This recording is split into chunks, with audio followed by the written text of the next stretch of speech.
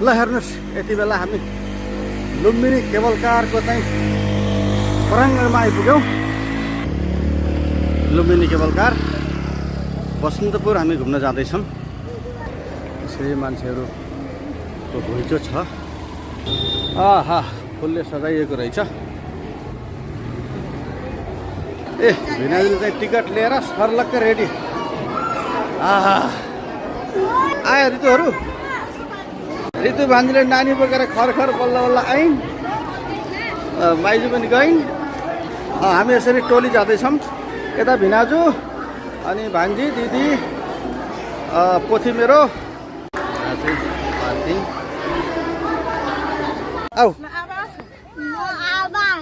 Okay माइजू म भान्जी ऋतु नानी भन्देऊ। म दिदी, म भान्जी अनिता, म भान्जी विशु, म भान्जी मनिषा, म तिम्रो प्यारो भिनाजु, म टेके दाई। यसरी चाहिँ केबल कारमा आउने जाने क्रम जारी छ।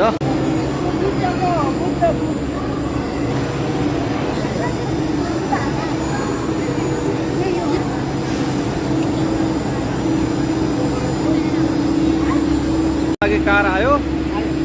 ल ल ल ल हराङ हुरुङ हराङ हुरुङ हराङ हुरुङ हराङ भान्जीहरू फटाफट फटाफट फटाफट फटाफट।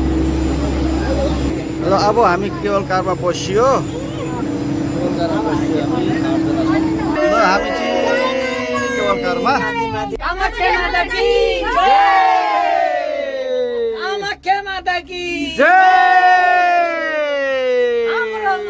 आइरहेको छ। यो चाहिँ आयो आयो आयो गयो। सिद्ध बाबाको सुरुङ मार्ग पनि देखियो यहाँबाट। टाढै होइन नि। हो अब ओह्रालै गएर फेरि माथि आउने बेला ताराहरू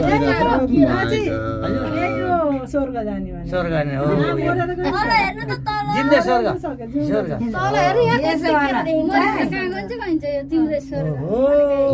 स्वर्ग त यो रहेछ नि। हेर